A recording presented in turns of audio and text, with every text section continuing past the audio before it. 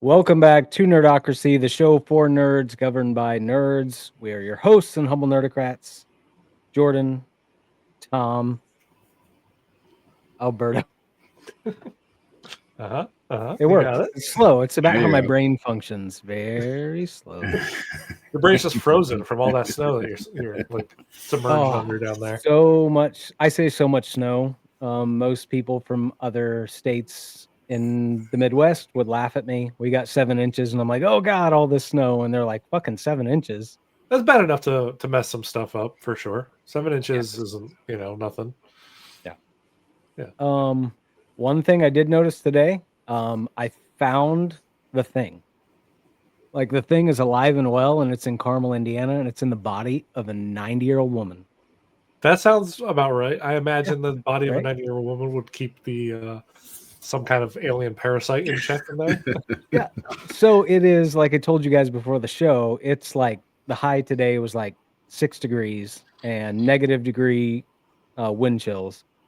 So I took Sarah to a gig where she was singing, and I'm unloading all the gear and going into this country club. So I'm unloading the gear, taking it in, and I come out to park her car, and I hold the door for this old woman who's moving very slowly. So I held the door. It's cold as balls. She's walking. She's about 20 feet away. Takes her a good while to get to me. So that's a long time for an old lady. Yeah. Yes. She's breathing heavily, and there is nothing coming out. You cannot see any exhaust from this old woman. Like you can hear her breathing. Nothing's coming out. So I'm like, oh shit. The thing is here, and it's in Carmel, Indiana, in this poor old woman. Did you So have I hope any my wife comes home. Did you have any physical contact with her? Because we might be talking to a thing right now. So how are you? Yeah. Let You were talking to the. Do you have any feelings? Open your mouth. Put it to the camera. Let's see. Don't do I do that. have a. Please don't do that. No, I do have the filling, so we're good. Yeah, get blood in a pastry dish and let's put a lighter to it. So let's put you to the test. No, I'm good. I'm good. That's what a thing would say. So that is what the thing would say. Well, maybe an alien intelligence will make this show light years better, because I will actually have valuable and important things to talk about. Oh no, the thing kind of takes over and just acts like the person that it is. So Yeah. much of the same, just dumbed down bullshit for an hour. Yep. Yep. Welcome to the show of Dumbed Down Bullshit. So glad you joined us for Dumbed Down Bullshit. Dumbed down bullshit. That tracks. There's the show title. Dumbed down bullshit. Should I do bullshit as a title? I don't know. Probably not. Put an exclamation mark or an asterisk in there instead. Yeah, there we go. Change out how is it like? Change out the I with a money sign and it'll be fine. Yep. Algorithm will not a never money know. sign. That's usually what you change out S's for. Oh, that's I's true. usually get like an asterisk or an exclamation mark. Things that look like eyes. Well, I'll really fuck up our AI overlords. They'll have no idea. The algorithm will skip right over it. Nothing to see here. Oh, how have you guys been? Good? yeah. Yeah. Busy as usual. And it's the holidays, which always adds like a level of stress on top of all the busyness. So Yeah, it's stress until I get done vacation. So I'm trying to work my way to close the office next week. I had a trial next Friday, so it got canceled. So that's good. I don't have to. Oh, that's good. Yeah, I got 2 more hearings, and I'm out till next year. Hopefully. Good for you. Yeah. Hopefully. Knock on wood. It's a weird thing for me, so I have a very light, non-existent schedule this week. Like nothing's happening. But next week, the 2 days leading up to Christmas Eve, like there is not enough time in the day to get all that done. So Really? why people want to close on their homes 2 days before Christmas and move in on Christmas makes no sense to me, but more power to them, I guess. Congratulations. Maybe they got a deal on movers, which I would think wouldn't be the case. Right? I don't know where you find I don't good know movers for who moves in Christmas Eve, unless you're fixing to give the house as a present. But either way, that's a fucking mess. So, yeah, I don't know. Yeah. So this week should be fairly light, which means I'll get to watch a bunch of bullshit and take a bunch of toy photos. I hope. Knock on wood. Yeah, knock on wood. I'm hoping for a break from toy photos. Even though it doesn't look like I post anything anymore, that's pretty much all I do is take toy photos now. Yeah. You did post today. And but that was just But that was but it felt I felt it.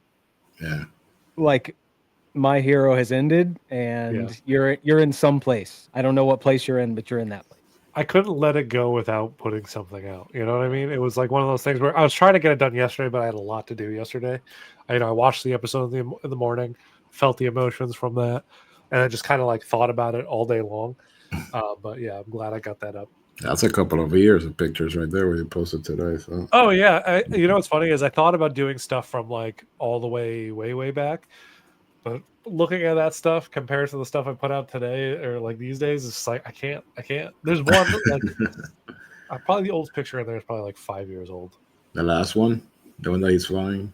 No, that's actually this past year. That's like recent. Yeah, let's get that one. Yeah. But that's the rest my figure of the year. That Deku right there. Yeah. So how was it? Like, how would you rate it? It's very hard to end a long-running show of any sort. We know that, but what did you think? Like, was it what you expected or good enough? It was a great ending. I think that it was written really well. There's some stuff that I would have liked to change just because of some stuff, but like I have no fault with it at all. But I don't want to talk spoilers because I hope that other people jump into the series and telling everybody what the end of 8 long seasons is just kind of like, you ruin so much good content in between there. But there's some like small tweaks. There's actually one big tweak I would have liked to make, but I have no problem with how it wound up either. Nice. So, that seems to be a trend in anime, right? Like they tend to end. I mean, from what I gather, when they end, and maybe it's because they're based on a running manga series, so they do all get wrapped up. But most people don't seem to grab their pitchforks and torches and get upset about how an anime ends its run, like a normal live action show.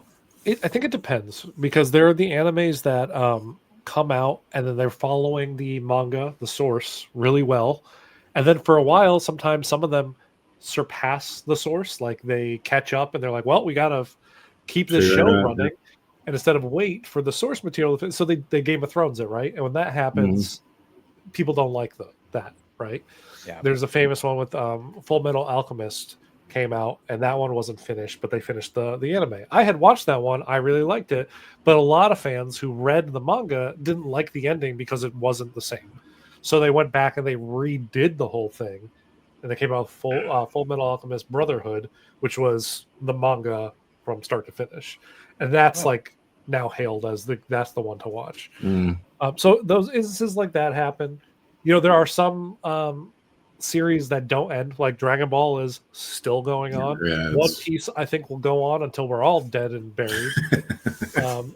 Naruto ended, but now they're following his son in the future with Boruto, so we have that going on. Some stuff doesn't end. I don't think this is going to be the last we see of the My Hero Academia world, but it is probably, outside of maybe a movie or some specials here or there, it's the last we'll see of Deku and those kids, I think, for a bit. So yeah, pretty definitive. That's great.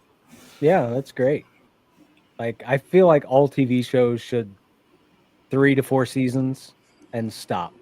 And really, I base that on live action shows because they all tend to either run too long and then lose their way, or they get canceled 4 or 5 seasons in and don't have a proper ending. So I feel like it should always be 4 seasons of any show maximum.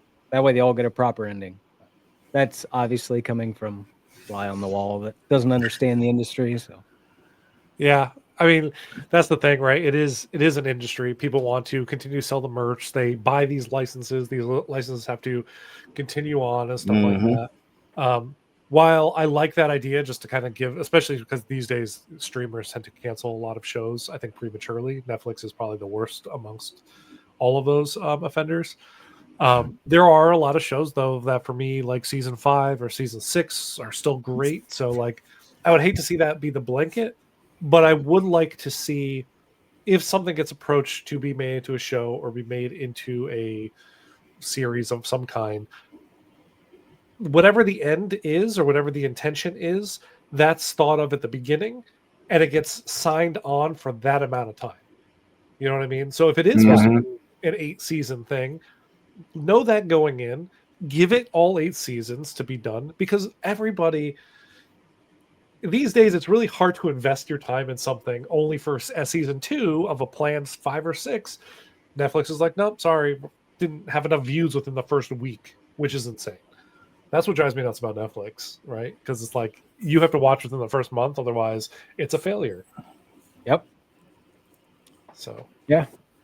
And then they might own Warner Brothers. So what will that do? maybe The industry, maybe, yeah. The big question mark on that. Yeah. I think that there's a lot of pushback on that. Obviously, governmental pushback for bad reasons, and then there's also good reasons, which is there shouldn't be monopolies like that. Yeah, correct. They're lost. But I feel like they're the lesser of two evils at this point. Oh, 100%. You know, if it came down to Netflix or Paramount, Netflix all the way. Netflix, yeah. Paramount should just die and go away. Like, goodbye. You have some good stuff, sell that stuff to other like individual licenses, like sell Star Trek to somebody, sell please like, the Sonic franchise to somebody. Like, get rid of that stuff and just close. You're doing nothing for anybody. Which is also sad because it's such a historic brand. Yep. You know, it's Paramount. We know Paramount. We grew up with it. We know the brand, you know, and it's sad to see it go the way that it's gone. Yeah. I mean, the whole industry. I just hope that movie theaters and the theater experience survives whatever the hell is going on right now. Yeah. Because it hasn't been a great year for movies unless you're Zootopia or Lilo and Stitch. So unless you're Disney, it hasn't been a great year. Oh god, but Disney has its own share of issues with like them investing in Sora and OpenAI and the worst offender in generative artificial intelligence. I feel like we're headed towards Cyberpunk 2077 so fast, where corporations run the world.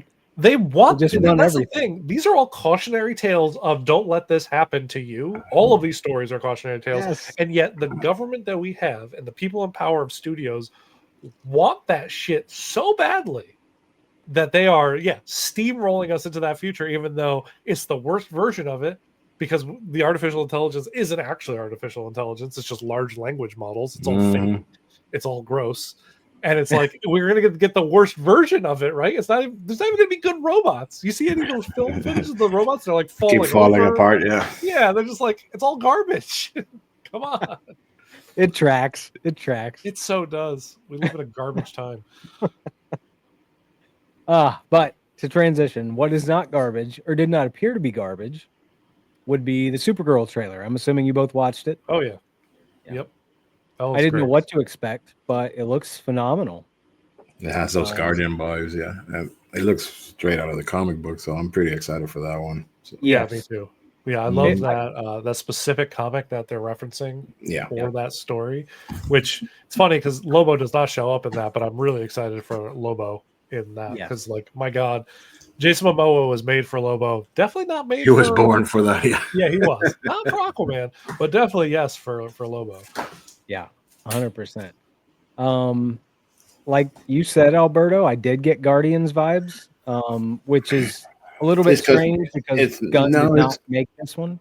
It's because the novel is, if you read the book, it's basically a outside spacefaring adventure. Spacefaring adventure. Yeah, it's the same kind of vibe.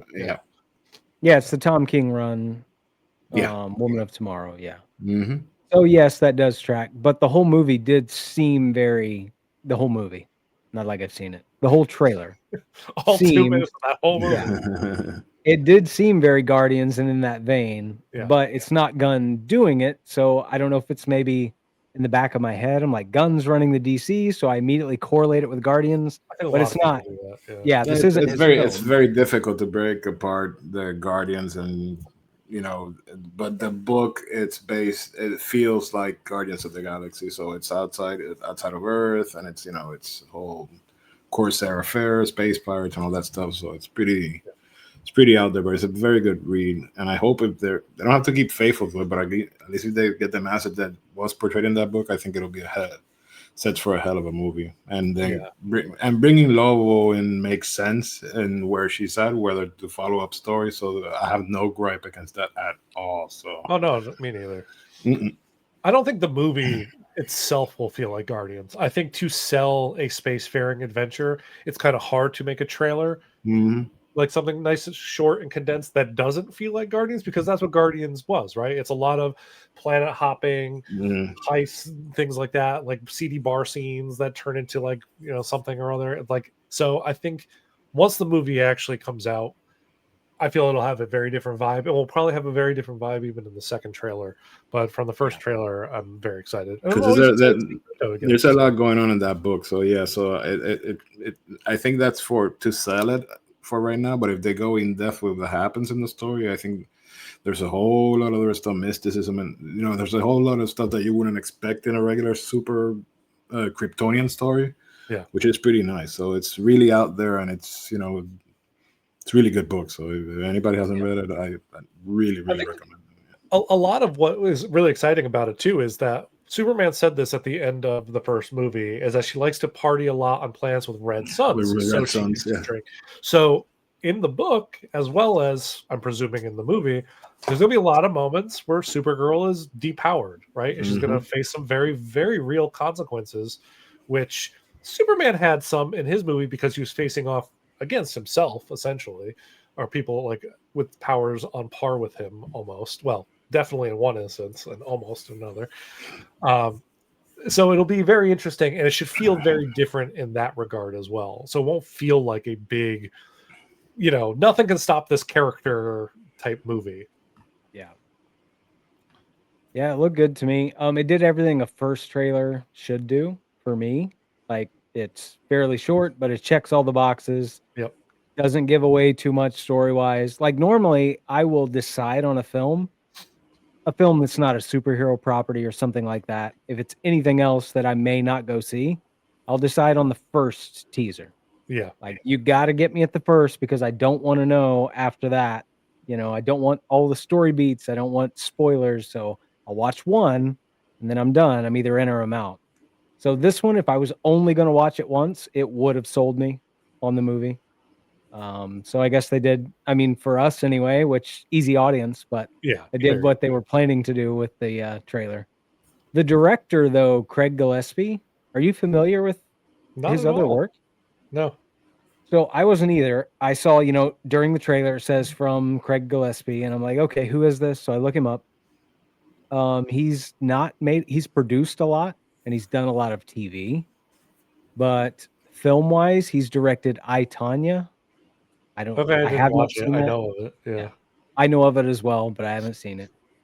There was something else. It was in my notes before they went away, but he also did way back in 2011. He did Fright Night, the remake with Colin Farrell and Anton Yelchin. Did you guys see that one? No. Yeah. Really good. Yeah. Really good. So that gives me. I'm a big fan of the original, so it's tolerable, but it's not by any means near the original. So yeah, but it's a good movie. I'll go with you there. Yeah. It's vastly different from the original, so I can see why it wouldn't track with a super fan of the original. But for what it was, I thought it was really good. He's got that flair, he's got his own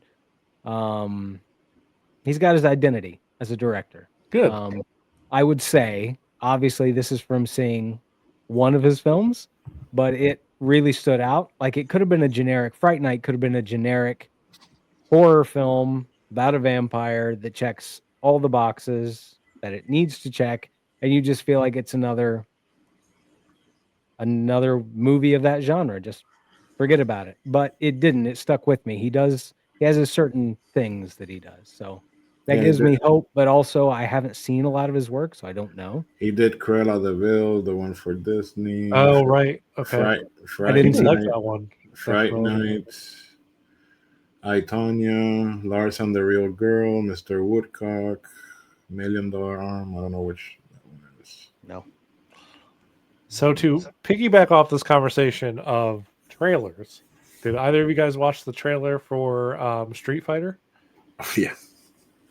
No. Your reaction is the right one. It's definitely the right one. And I agree with the comment you made that it's so bad that I really want to watch it just to Yeah. be a part of whatever the hell they're cooking there. So I didn't see Blank on the trailer. You saw Blank? No, he wasn't in the trailer, but I saw Uh, the poster for him. Okay. You know, it looks interesting. Well, they took their time. I'll give them that. They took their time with their casting because they don't look. Well, There's a no. lot of casting I have issues with. The weird right wing podcaster guy who's Dan Hibeki. Oh, I yeah. don't need that guy at all. I don't think 50 Cent But- is the right Balrog. That was ridiculous. And Bison, no, not at all. Roman Reigns looks terrible as Akuma. That Yeah. looked okay. Him and Cody Looks mo- Rhodes looked god fucking awful. awful. Both of them. And I'm like, this movie looks so bad. It looks like a train wreck, and it looks like they knew they were making a train wreck when they did it. And I don't know how it got funded at all. If you guys were trying to sell anyone, you unsold me real quick. I heard a right-wing podcaster, Cody Rhodes, 50 Cent, Yeah. Roman Reigns, and I'm Uh-huh. like, I'm gonna bow out of this film, whatever the hell it is. There's not even Ew. like there's no one I could say. And like, look, I like Jason Momoa. I'm gonna say that. He's not gonna be a draw for me to go watch a movie. So him as Blanca isn't gonna draw me in. There's no one on that cast that's a draw for me at all. Mhm. Like it's all a bunch of names I know from wrestling, Yeah.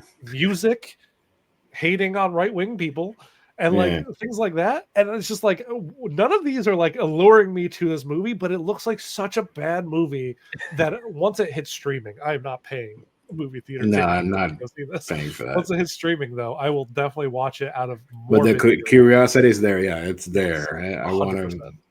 I'll give it some at least half an hour of my time, depending on how it goes. You know. So. Yeah. I have no idea what to think. It's like, and then you hit me with Jason Momoa after everyone else. I'm like, what the fuck is going on? It's a Mhm. wild cast, man. It is wild, and I know that there's like Eric Andre isn't even a character from Street Fighter that I know. It looks like he's just an announcer. at, All like, right, a he's club. there. Yeah. They got some professional wrestler from I think Mexico. that? I'm not sure. The guy who's playing Vega, who Yeah. has never shown his face. He wears a mask as a wrestler, and so he's playing Vega, who also famously wears a mask. So it's Mhm. like they got him because he wears a mask in his wrestling persona. That's why they brought him in to act as Vega in this movie. I don't know. The big guy from the latest season of Reacher is there's Zangief. It's He's good, yeah. but he's not a draw to go see a movie. This is a WWE film, I'm assuming. No, It's no, Capcom. Yeah, this it's is funded by. legit. I mean, you know how WWE Studios makes movies? It's not. I don't think they do that anymore, do they? No, I don't know. Yeah, I haven't seen one of those be promoted in a long time. Okay. that's a good thing. So yeah. That is a good thing. That is a good thing.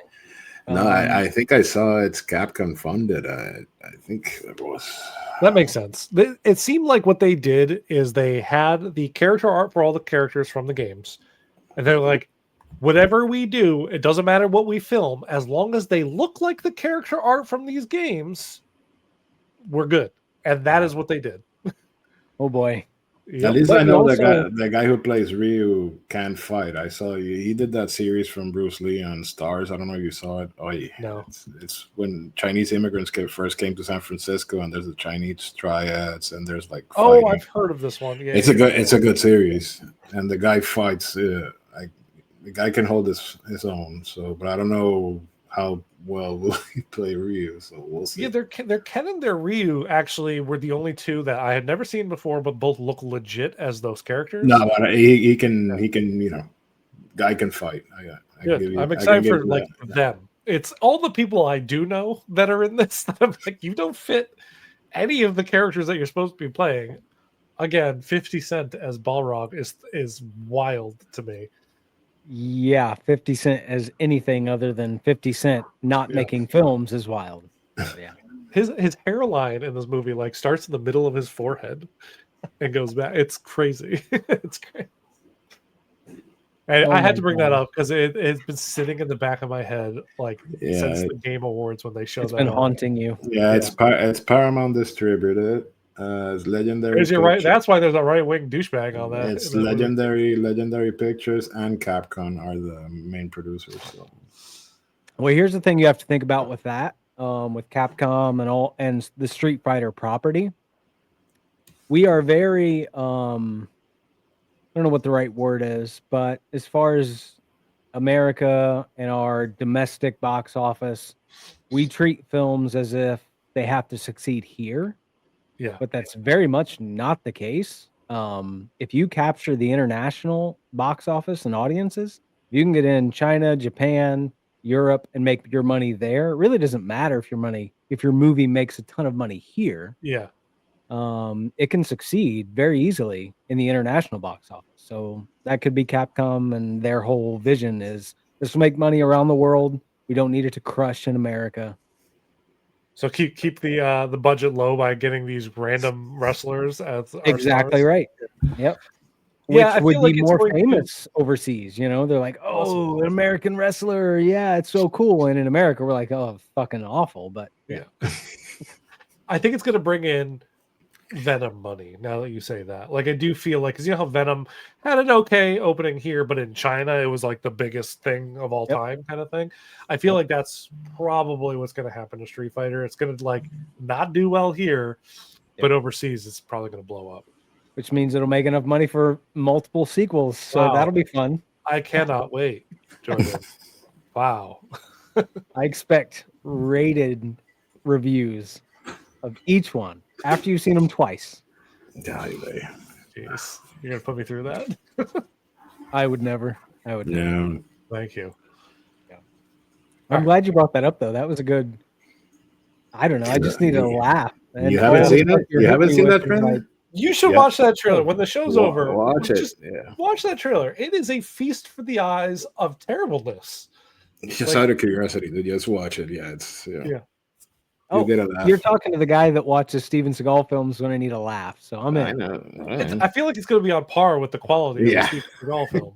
And not one of the good Steven Seagal films, but way back. Like one of the more recent ones. I love it. I'm in. I didn't even know this existed. I'm excited. It's so bad. It's good, dude. If we were live streaming, I would pull up a window and we would live stream the trailer right now. Because that would be a great reaction. I never want to be one of those people, though. Is it cringy to you? And I'm not shitting on people that do it. It gets them a lot of views, I'm sure, and they probably enjoy it, and that's good. But I have never once clicked on a trailer reaction video. Oh, I don't want want to. I don't want to see. I don't want to see people react to anything. Anything. I'll hear your review. Your honest review of something. If you're someone whose opinion I respect. Yeah, I'm interested in your review, but I don't want to see even people I respect. I'm not really that interested in a video of you reacting to a trailer. Like, I don't even want to watch anybody's review, even if I respect them. I would read their review. Yeah. Because I want to skim it, see what I got. And if I really like what I read, I will go back to the top and actually dedicate the time. The reason why I don't go on YouTube or anything, I ain't got the time to sit there and watch an hour long of somebody just explaining what their feelings are on something. I don't care at all.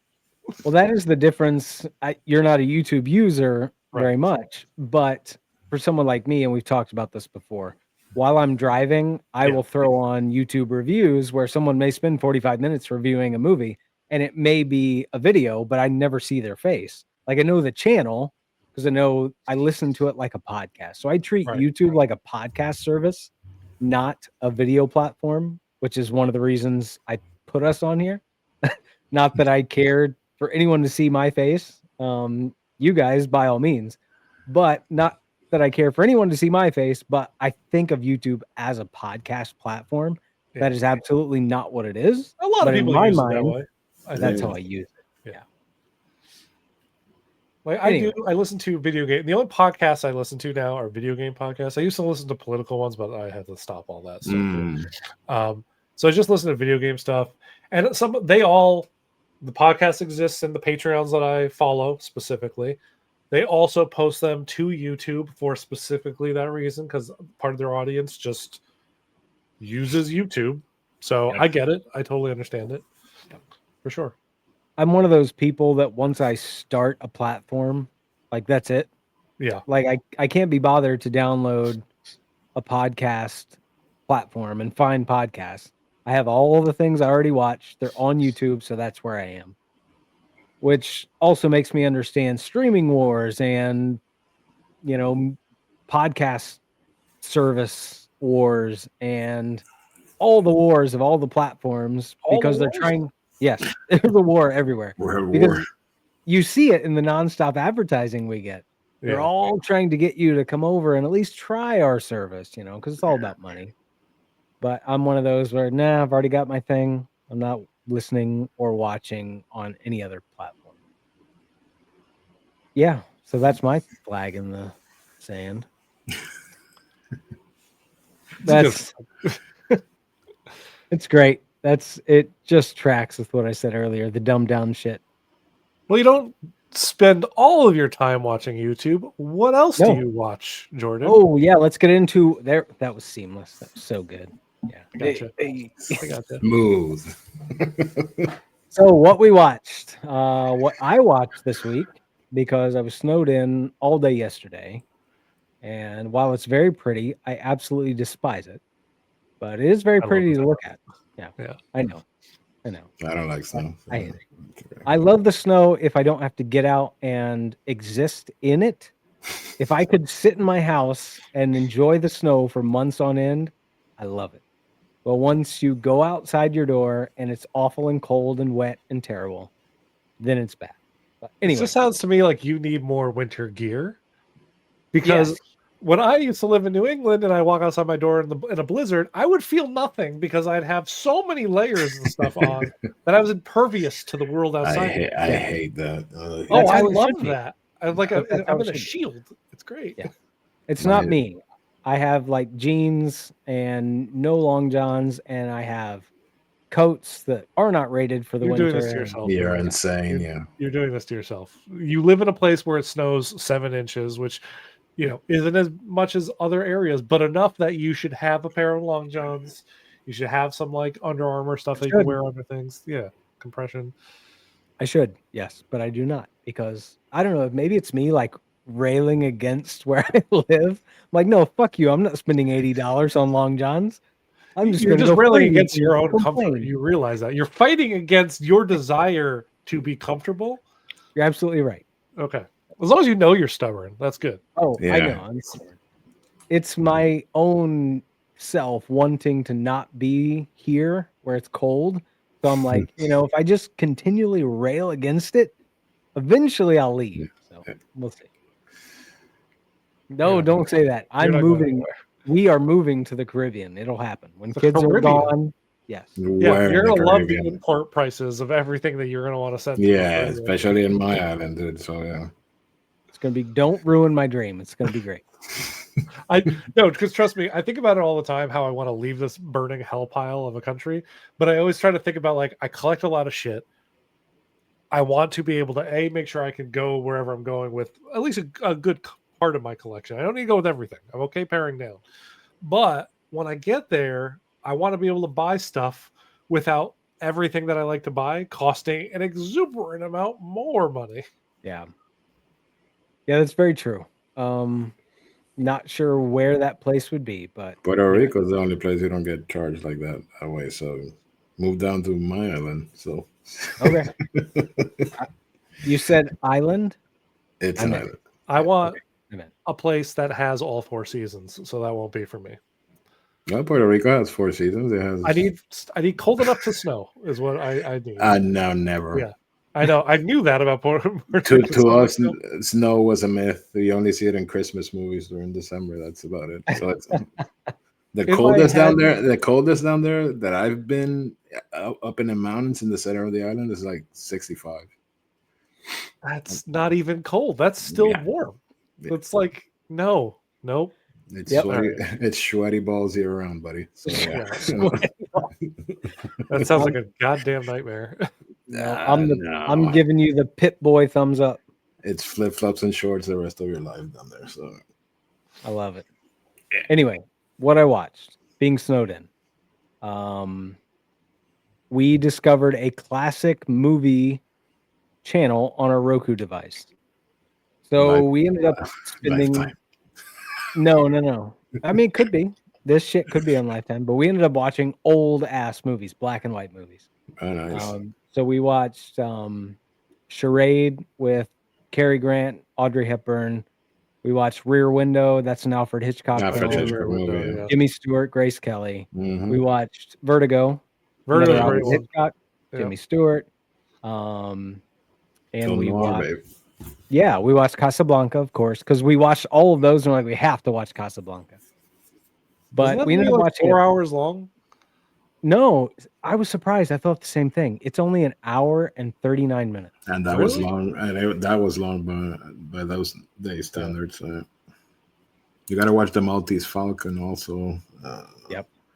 I did a course in film noir in college, I remember. So film noir is the one that they usually based on lighting and cinematography. So it was. That was the thing that I really came away with after watching all these classic films, like an inspiration in what we do with toy photography. Like, oh my God, there's so much great stuff. And we already know this. I see your guys' work, I see everyone else's work, and I'm inspired by it. But then you watch these classic films and it's like, oh, holy shit. Like you can do such amazing things with lighting alone. Because in black and white, they didn't have the green screens and creating all these grand, because they literally did their magic with lighting in a real world set. And that's the main thing. I was fantastic.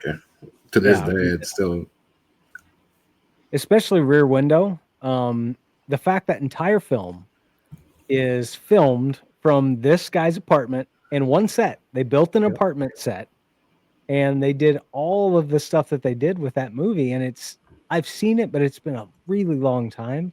But you watch it and you're like, oh my God, like the creativity is through the roof. Like they built this set and they made this movie here on one set, but it feels like an actual apartment block in wherever it is, New York, I'm not sure. But yeah, all the classic films we watched, I left watching each one of those films with not only a sense of nostalgia, but inspiration, because I'm like, we've lost that. I feel like we've lost that. I think that stuff still exists. I think there's some artists like Guillermo del Toro, who we talked about extensively. There's some artists that just really cling to the history of filmmaking and the art form of such. However, it's getting more increasingly corporate run. We need to spin something out quickly just to make a buck. And that's when you get the stuff that looks like a soap opera set with green screen and stuff. Yeah. Which tends to be the norm these days. Like there's very few auteurs when it comes to filmmaking. And then there's most people that are just in the machine pumping out what the machine tells you to produce. But I had a good weekend just watching. That's a good, yeah. Which led me to a not classic modern day film. Last thing we watched on Netflix, Jay Kelly. Have you heard of it? Nope. So it has George Clooney, Adam Sandler. That's so weird. Yes, that is a weird. Yes, very strange combo. A bunch of other people you would know, but I highly recommend it. So basically, it's a film about George Clooney himself. Like he plays Jay Kelly, title character, but he is an actor that has been incredibly famous in Hollywood his entire life, 30 plus years. And he's down to the end of his career. And so the movie goes through not only showing the silliness of what someone with that much money has to deal with, where they consider it to be an issue.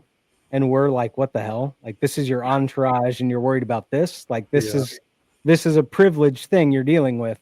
So you get to see all of that. But the overall movie is about a guy who spent his life as a famous actor, and he gets down to the end of his acting career and what he sees as the end of his life. And he asks himself, was it worth it? Like, was all of this worth it?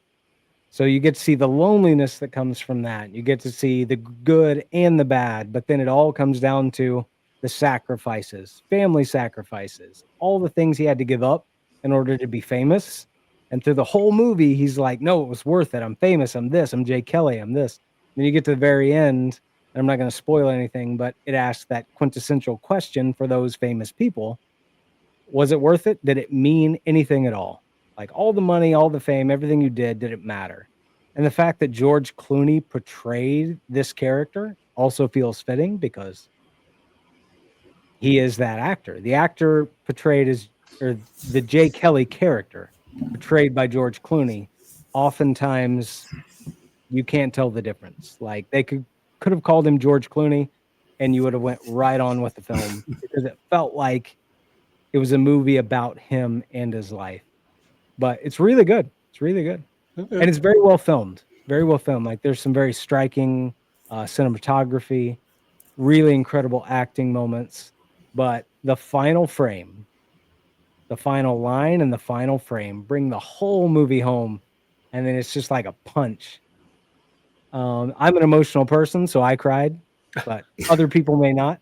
I totally cried. But it was a good movie. Yeah. Oh, cool. That was my day yesterday, watching all 5, 6 of those movies. It was great. It's great. But that's all I watched outside of Pluribus and It, which I'm assuming you all watched as well. Yeah, Watch those two. Yes. Yeah, for sure. Anything you guys watched outside of those that you'd like to talk about, or too busy for that nonsense? I watched my usual anime throughout the week. My Hero Academia ended yesterday, so watched the finale of that. And then, some other stuff. I'm going to watch, we talked about this a little bit before the show. I'm going to watch Knives Out, the new movie, tonight on Netflix. Yeah. After watching the finale. Because I felt like that would be a good thing. Start with the finale of Welcome to Derry. And then, as I'm sure that's going to be a lot. Yep, lighten it up. Yeah, lighten it up with some Benoit Blanc. Yes. Yeah, I want to watch I'm going to see that in theaters this week. So the Knives Out? Yep. They're playing it here, so. No, I got it on my watch list. I had to do some toy photography that I owed for David's, the Perturabo figure that had been sitting there since Legion's Con. So yeah, I sent them those pictures and I posted them. But other than that, and I have a pending collab with TJ with Wolverine that I haven't even opened out of the box. So it's been a toy photography week. So not much to watch, and falling asleep in the garage studio, basically just like waking up at 2, like, I gotta go to bed. Yeah, all the lights dim without battery, so I had to charge everything back up. Waking up like Frankenstein. Yeah, dude, like crack. Oh shit, too old for this shit. But no, it's been more toy photography. I haven't had time and work, so I haven't had time to watch much other than homework. So, but that Pluribus, can we talk about Pluribus already? Because it's like one episode. No, I meant the subject of the series, because last week we were like secretive. Yeah, I think we talked about it a couple weeks already. So 7 I think weeks at this in. point, we're good. Yeah, so they haven't seen it though. So yeah. Yeah, especially because I think we only have 2 more episodes left of the series or the first season. So yeah, I think this is fine time. Yeah. So what did you think about this? Who are you asking? Which you?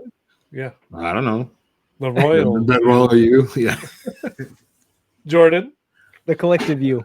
Yeah. Oh, me. I feel like I just talked for 20 minutes about George Clooney and Alfred Hitchcock, but Pluribus is something. I still don't know how to categorize the show. I don't know. It's so, we talked about it before. So we get the big reveal early, which is a shock.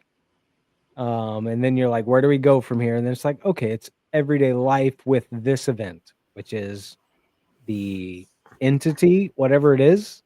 I don't know. I mean, it's alien in a sense, but not really. Not really, because I mean, I do think Manusos feels that it's alien. Yeah. I think he believes an alien entity has taken over people. Yeah. I don't think he knows the science behind it yet, but he will once he finally meets up with Carol, who I gotta say, the episode, this week's episode started off with Carol being the most excruciatingly painful human being to watch. Yeah. I was like, girl, you are awful. like Mhm. awful. So I was really glad that the episode was partitioned in a way where you get a front loading bit of Carol being the worst ever.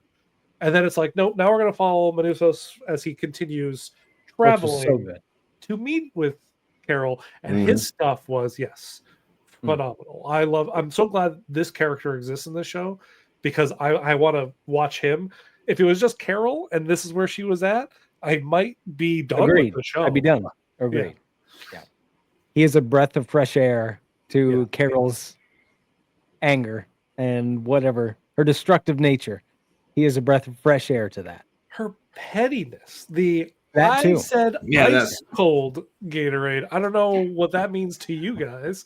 I'm like, oh my god. That They was sound like perfect. every Like I white said, woman at a restaurant that demands like speak Right? to the chef or whatever. very Karen of her. Yeah. Yes. Yeah. But I'm that's just what- like, Carol, please stop making us listen to the voicemail. I was going to ask you, boys, Please, God, if you were Carol, in that stop. situation, you would second have told message. them, like, yeah, I get it. Yeah. You don't want to talk to me, so yeah, let's keep this short. Just hello, and Yep. I ain't gonna bother you. So what? They've made up listens to that message for what, like 3 goddamn episodes now. Yeah, and I would have on the second time calling them, if that message played, I would have said, you can shorten this to just a beep. Yeah, I don't need anything beforehand. Just beep. I'll leave my message. We're I good. get it. Yeah, Unless you have She had another that new power. message for me, and then Yeah. you could leave it. She had the power to do that. Yeah, She did. But instead she would like put the phone down and walk away. I'm like, girl, no. She enjoyed it. I think she kind of did because I would find that her character, as quick to anger as her character is, and as quick to being annoyed at things as her character seems to be, I would have felt that she also would be annoyed by this long message and would have said something by like even the third or fourth time hearing it. But now that we're on like the 9th or 10th time, I'm like, Jesus, let's say something quick, please. Yes, stop, please. The main thing I thought about after this episode was we should wrap this up. Like, this is great, and I love the premise, and I love the show. But where are we going from here? Like, I feel like we need to get Manusos and Carol together, and one think other that's our season season's all we finale. got. I think Yeah, that's like- our season. I think them It meeting is. up is our season finale. So I don't think that we'll even Yeah, get. because I think different. there's a hype around, but I think it's going to be very disappointing for each party when they meet each other. Because I think that's the contrast that was set up in this episode. Because this is a person who has everything versus a person who's literally sacrificing everything, even his own life, trekking through a tropical rainforest that literally anything and mostly everything can fucking kill you, which Yep. you know, even a tree. So I think that meetup is gonna be very, disappointing for each character. Like, you're a stuck-up bitch Yeah. versus I'm a guy who's grounded, and I think, but at least they have something in common because Carol initially wanted to change the world back to where it is, and he wants to change the world to back where it is. So basically, it's gonna be an interesting meeting of the mind. So, but I think they're gonna. He's going to be more disappointed in Carol than Carol is in him. Mhm. Because she is so not what I think he's expecting, like far and away, that when he meets her, she's going to be your typical, what you think of a typical American person in all this. Mhm. Super like angry all the time. Still, clearly she's going to have the pirate lady with her at that point, because like that's how the episode ends, is they get back together. She hugs her. I was like, Jesus, okay, Yeah. weird, but all right. And I don't know, it'll be interesting to see. Yeah, the episode did a good job of showing the loneliness that quickly can come to be in Yeah. a situation like this. So I feel like maybe when Manusos gets to Carol, he won't need the pirate lady and the hive mind as much because she will have another human to interact with. I think that's But what also- will eventually happen. Yeah, I also think it leads back to what we were talking about earlier with television. How long should this go? Like, when will they lose me as a viewer? I'm almost tired of it already. Like, it's really good. It's well made. It's a great show, but I'm like, okay, I think this novelty is going to wear thin. We need to go somewhere. I trust in Vince Gillian, so he's not let me down yet. So I think there's something dark that might because we don't know Manuso's how far will he take whatever he wants to do to change the world. So we don't know if it's a very dark person. He doesn't seem like a very, he seems very controlled, but I don't know how nice of a dude he's gonna be whenever he wants to reach whatever he wants to do. So it might. He does leave, like, he left money every time he siphoned gas. He would leave money on the windshield. Like, he's a very caring person about how the world was, but he does not see the people that are in the bodies. He doesn't. Walking around, he don't see them as human, so they're that not might. human. That However, might be. I think that if they're trying to reverse things, he also cannot or will not bring himself to hurt them. Because I would have thought, honestly, the episode starts with a little stinger tag up in the corner for violence, and I was like, oh, this episode's got violence, which it winds up just being him getting hurt in the rainforest, right? Yeah. But he had a machete in his hand, and that one guy who stopped in his car and was talking to him about drinking water, I thought for a second he was going to take that machete to that guy's head. Like, which would have made great, that would have made for great television. Go for it. So I don't know. Yeah, I don't know. I don't know where the show's going, which is good. That's the point. But also, it wears thin with me after a while. Like, we need to get somewhere. I'm excited, but I'm sure they'll pull it all together by the 9th episode. I'm totally in for the second season. And then I'll have the same issue. Halfway through the second season, I'll be like, oh, where the fuck we going? And they'll pull it all together in the last 5 or 6 seasons. It's Vince Gilligan, what they do. I will say, like, I feel like his pacing is a little off on the first season. I would have paced it a little bit differently.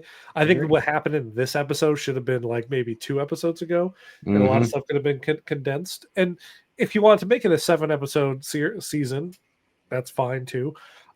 However, that said, I'm not as done with the story of this world yet as I feel like you are getting right now, Jordan, because maybe how it's presenting a little too slow. I think there's a lot to tell with this weird, because, like, what is the hive mind doing out there? We don't see what they're actually doing on a daily basis, right? We see when Manusos was driving through certain towns, we saw people walking in a line, but we didn't know where they were going, what they were doing, things like that. So it's like, I think we could even spend a couple episodes exploring that even.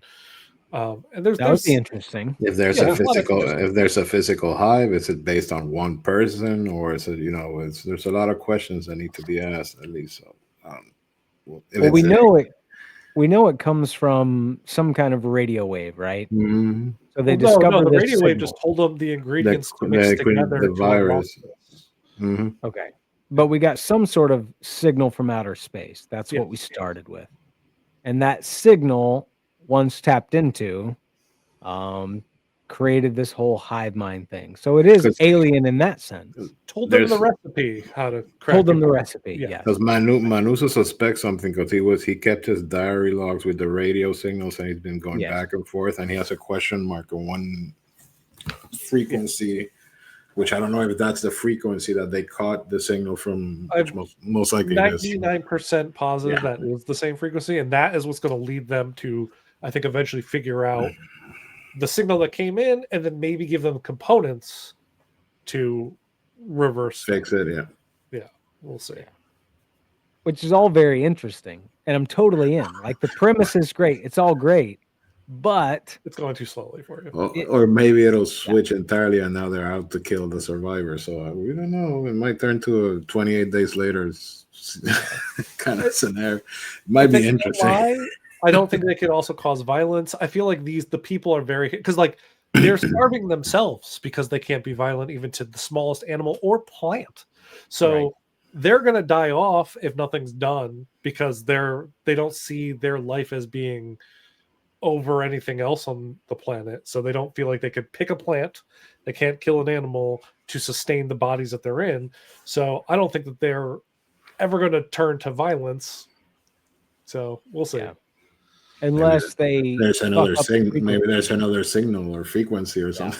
Unless Carol goes around, her and Manusos get together and they try to figure out this thing, and they're like, okay, disrupt the frequency, and then they fuck it all up, and then it becomes violent. But would that work? I don't know. It's not a frequency. The frequency just told them the recipe.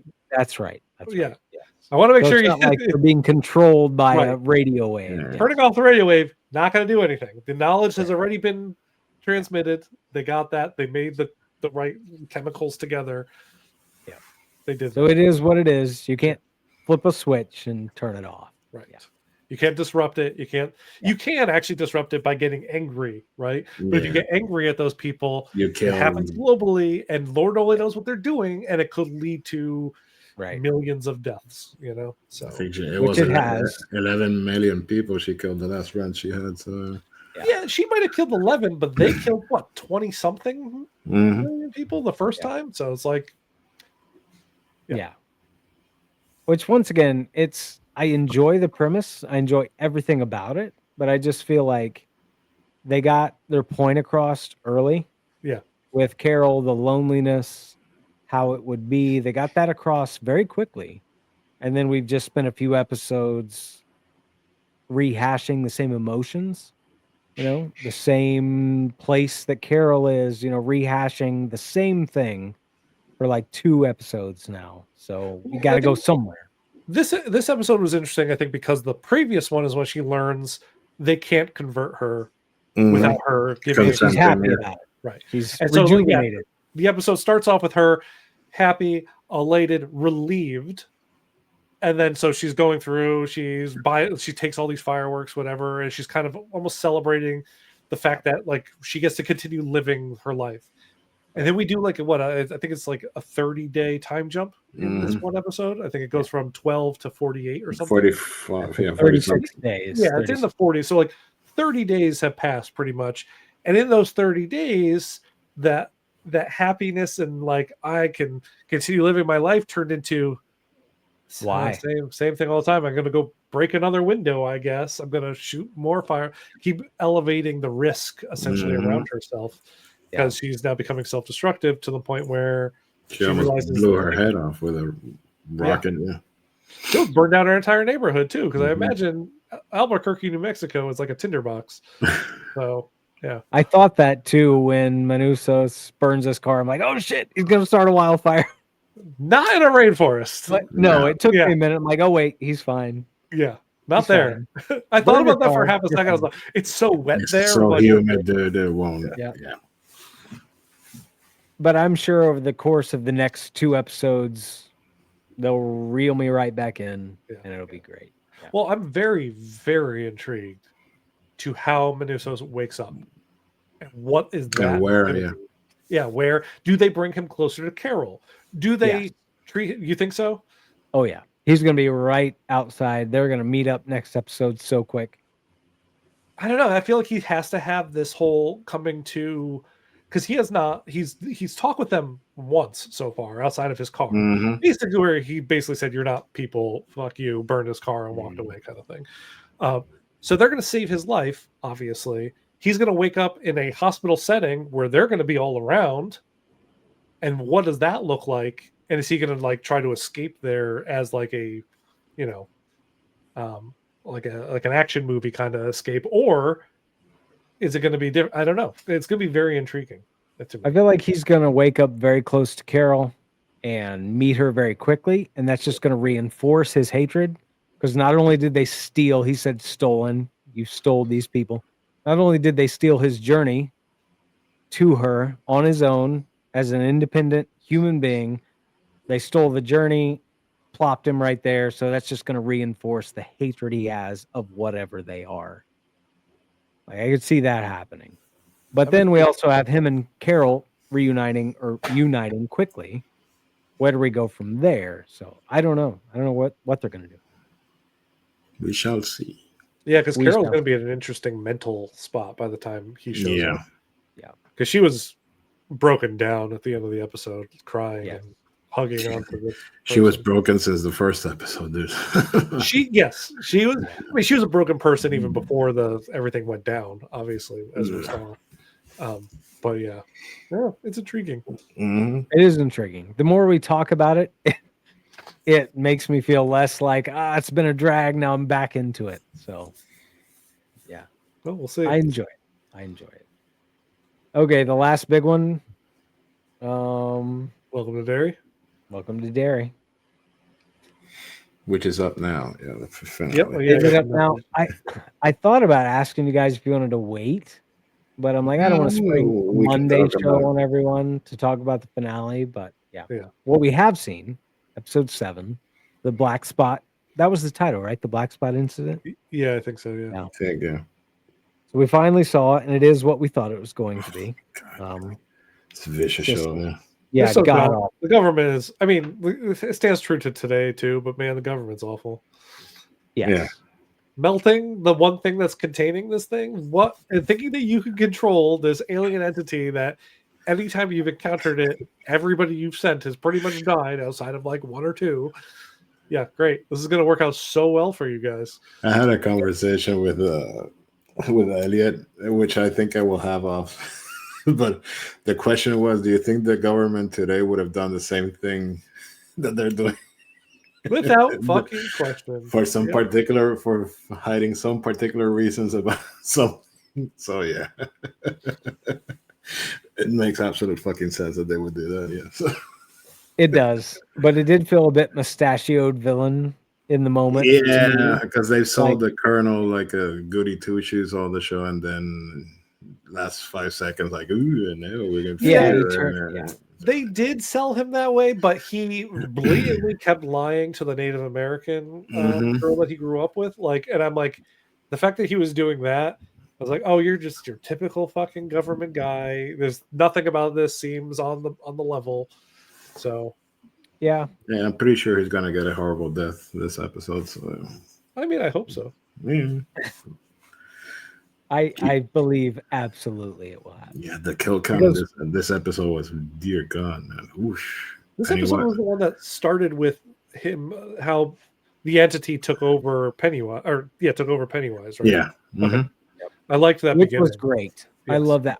We talked about it, I think, before, but I'm like, I didn't know what to think about that. The whole going back and Yeah. showing all that. Would it cheapen the Pennywise I persona don't for think me? it did at all. Absolutely not. Like, It I actually think answered was a great. big question for me because I'm like, why would this entity take over this clown and stay as this clown for so Mhm. long?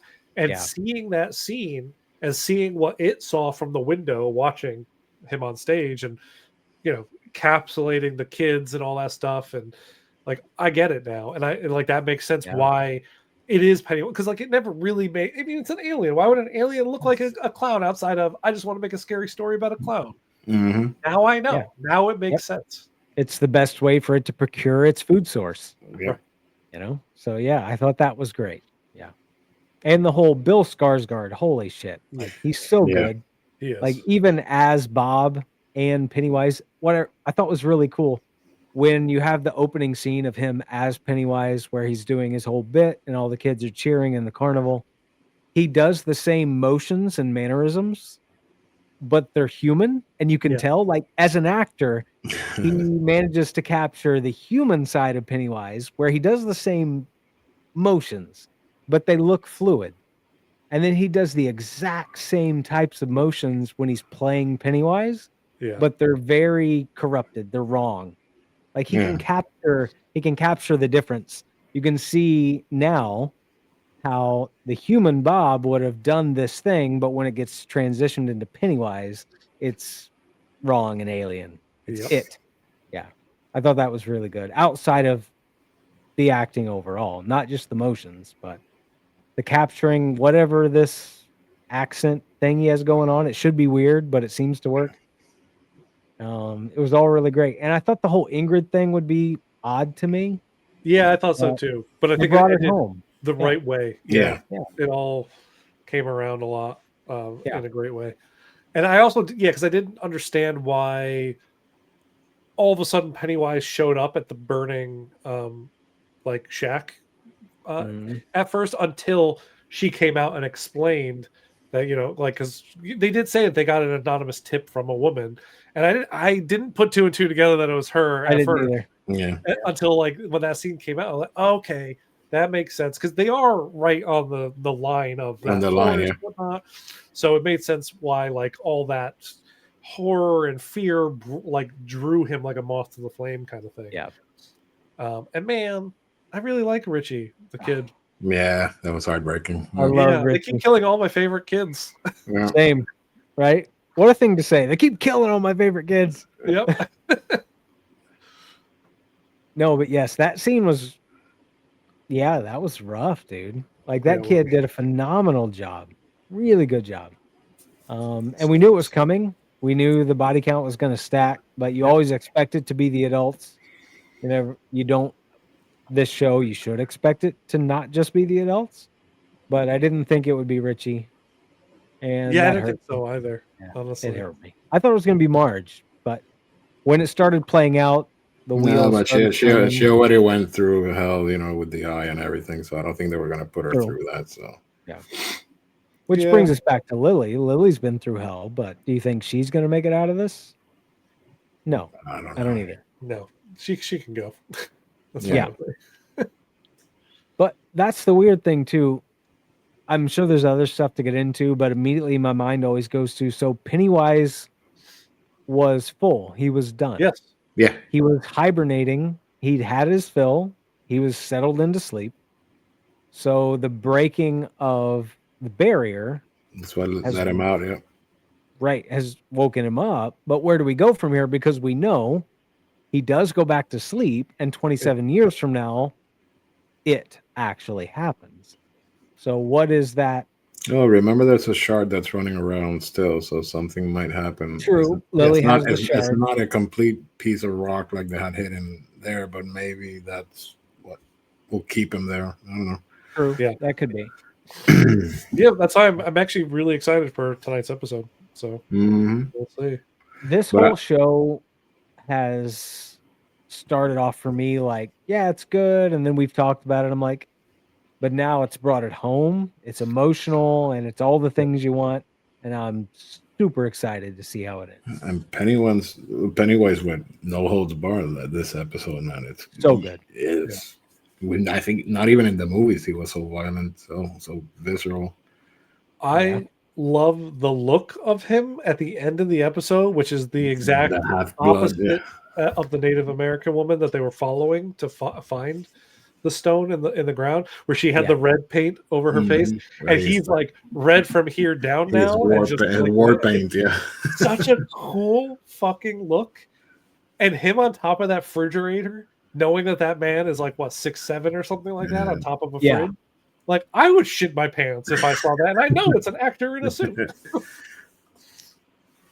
Yeah, absolutely. It's so good. And his whole, like, he always has the lines. Yeah. Like, we all have these it lines from whether it be it part 1 or part 2, where those are the Pennywise lines. I feel like he's coined so many new lines from this episode, and I'm sure we'll get more in the second. But the whole, what's the one he says when he's eating Do I have the lady face in the middle on, of do the I have diet? face on my face? face? Do I have face on my face? That one was so dumb, but I thought it was like It was great. It tracks I for love it. Pennywise. Like, that's fine. It I was does. like, when he started saying, I'm like, is he gonna say I have face on my face? And it's totally what he ended up saying. Yes. He had some other really great ones outside that I don't remember now what they were, but the delivery. Like the line itself might not be great, but the way Bill delivers it as Pennywise is so fucking good. Oh, it's brutal when he cut off the head of the other dude and started munching on. Yeah, right while he's talking to like a melon, literally eating a melon. Which Ingrid gets hit with the deadlights, so that explains her insanity. Yep. Because once you get hit with the deadlights, you're driven completely insane, unless someone can bring you back, like in the It series, the